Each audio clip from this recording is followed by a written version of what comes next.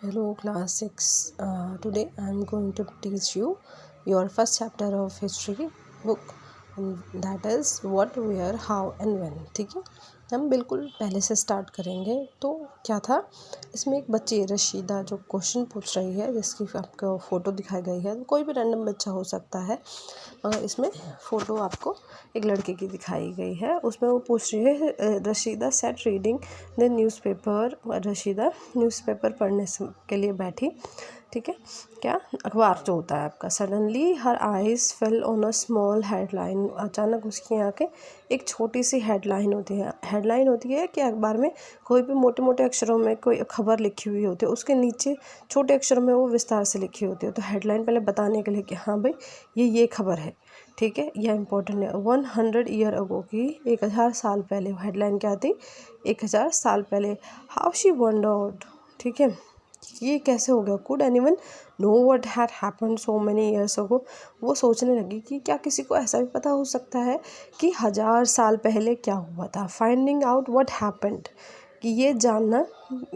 फिर वो सोचने लगी कि भाई क्या हुआ होगा, तो इसके बारे में हमें पता करना चाहिए. Yesterday you could listen to the radio.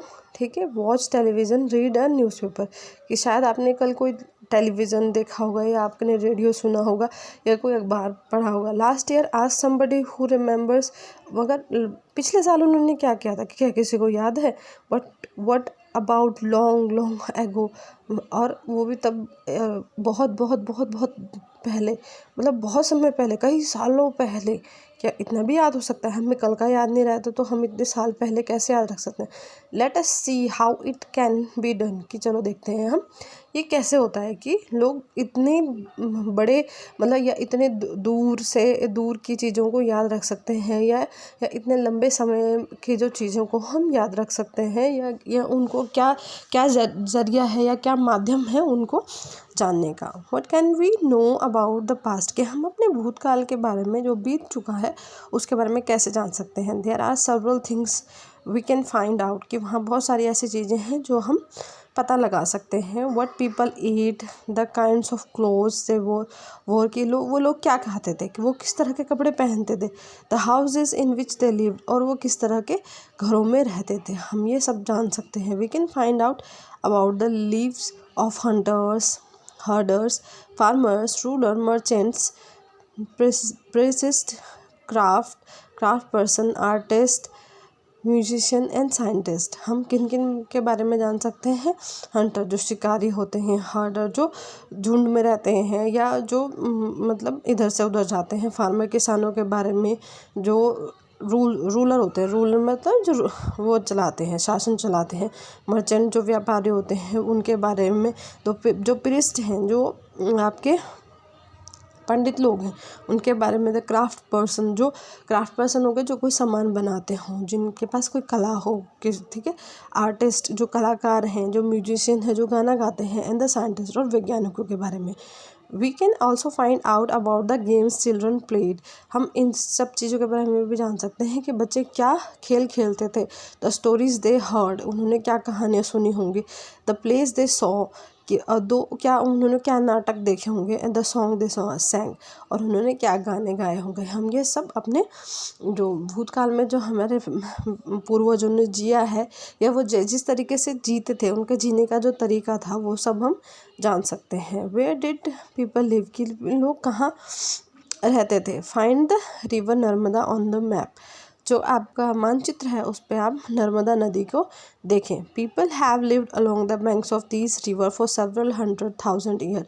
कि लोग हम बहुत समय से क्या है कि नदियों के किनारों पर रहने लग गए थे, बहुत समय पहले से ही. क्यों? वहाँ पानी के पास रहने से क्या होता है कि पानी आसानी से मिल जाता है. नदियों के पास रहो तो पानी की सुविधा हो जाती है, कि आपको बहुत दूर ढूंढने नहीं जाना पड़ता. और पानी तो जीवन की बहुत बड़ी आवश्यकता है. पानी के बिना हम नहीं चल सकते. इवन आपके जो जानवर हैं, आपके पेड़ पौधे हैं, बिना पानी के नहीं चल सकते. Some of the earliest people who lived here were skilled gatherers, ठीक है। जो लोग सबसे पहले यहाँ रहे वो क्या थे, स्किल्ड गैदर्स थे, कि उनको इकट्ठा रहना आता था, पता था उन्हें कि कैसा होता है। That is people who gathering their food, ठीक है। वो क्या थे, वो चीज़ें इकट्ठी करते थे, अपना खाना भी इकट्ठा करके रखते थे। They knew about the vast wealth of the planet and the surrounding forest. वो ये भी जानते थे कि जंगलों में कितनी ज़्यादा पेड़ पौधे हैं और क्या क्या हमें मिल सकता है। कलेक्टेड रूट, और उनकी जड़ों को इकट्ठा करते थे। Fruit and other forest produce for their food, और फलों को इकट्ठा करते थे, और जो जो जंगल में उन्हें खाने लायक मिलता था वो उस सब को इकट्ठा कर देते थे और अपने पास ले जाते थे और खाते थे। दे आल्सो हंटेड एनिमल्स, वो जानवरों का भी शिकार करते थे।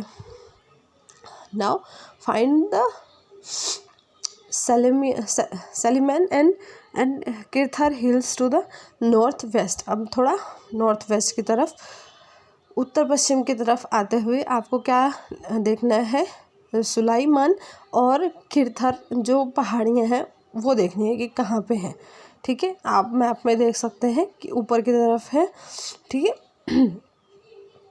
उसमें आप क्या देखते हो कि some of the areas were where women and men first began to grow crops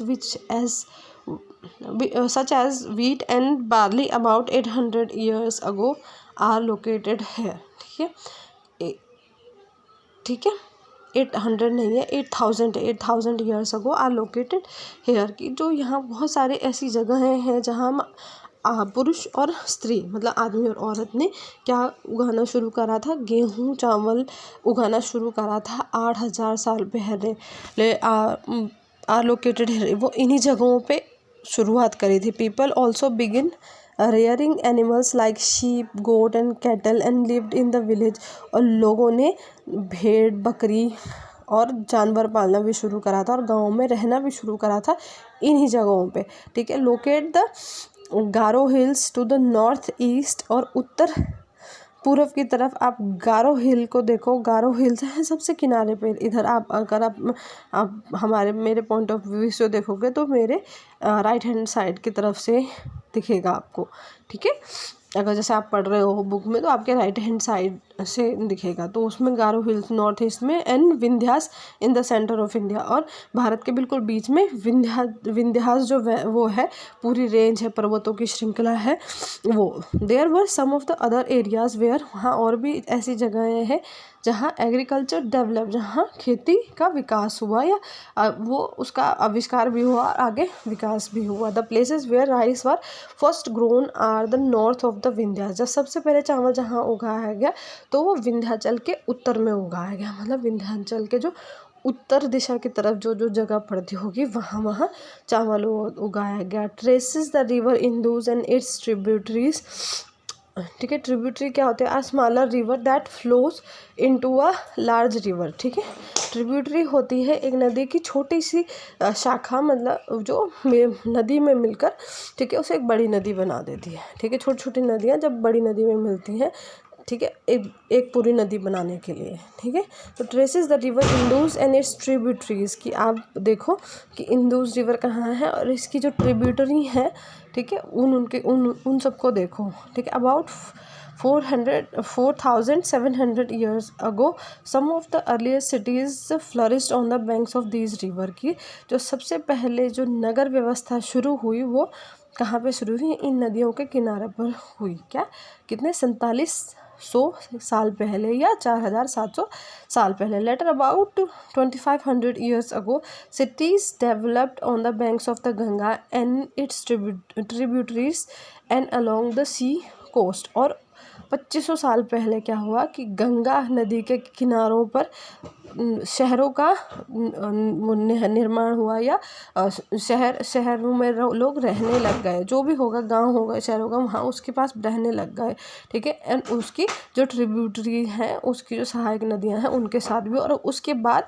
along the C coast, समुद्र के किनारे किनारे भी रहने लग गए। Locate the Ganga and its tributaries called the Son, कि आप मैप में देखो कि गंगा नदी कहाँ है और उसकी जो ट्रिब्यूटरी है सहायक नदी है सोन को भी देखो। In ancient times the area along this rivers to the south of the Ganga was known as Magadha, now lying in the state of Bihar, कि प्राचीन समय में the area along this rivers on the south of the Ganga, कि दक्षिण की तरफ जब मतलब गंगा जब दक्षिण की तरफ आती है, मतलब वो उत्तर में तो वो हिमालय में हो गई, मगर उसका दक्षिण डायरेक्शन थोड़ा सा नीचे होगा, वहाँ was known as Magadha was lying in the state of Bihar. और वो जो जगह पहले मगध के नाम से जानी जाती थी, अब वो जगह भारत के जो बिहार स्टेट है, ठीक है, उसमें उस वहाँ है वो जगह।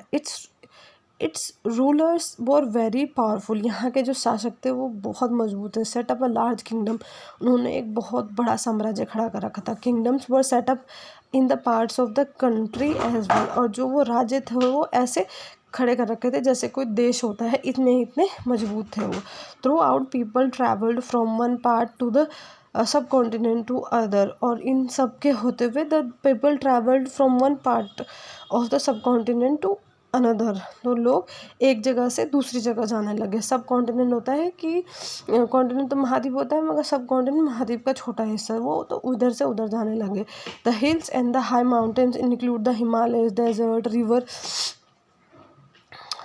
Seize made journeys dangerous at times, और जो पहाड़ियाँ हैं, जो नदियाँ हैं, जो पर्वत हैं, जैसे हिमालय हो गया, रेगिस्तान हो गया, नदियाँ हो गई, समुद्र हो गए, इन्होंने क्या करा, लोगों की जो यात्राएं थे उनको मुश्किल कर दिया, बट नेवर इम्पॉसिबल, मगर असंभव कभी नहीं किया, क्योंकि इंसान की इतनी क्षमता होती है कि एक टाइम पे उसे मुश्किल लगता है, मगर जब वो कोशिश करता है तो वो उन सब मुश्किलों को पार कर देता है। So man and women moved in the search of the lively food, ठीक है, कि जो आदमी और औरत है वो अपने जीवन यापन के लिए इधर उधर भटकने लग गए। As also to escape from the natural disaster like flood और ड्रॉट एंड, और जैसे कहीं पे बहुत ज़्यादा बाढ़ आती है, कहीं पे बहुत ज़्यादा सूखा पड़ता है, तो इन सबसे बचने के लिए भी वो एक जगह से दूसरी जगह चले जाते थे। समटाइम्स मैन मार्च्ड इन आर्मीज कॉन्क्योरिंग अदर्स लैंड्स, और कई बार क्या होता था कि आदमी मतलब जैसे किसी का राज्य है तो वो राज्य में सेना भी होगी, तो सेना में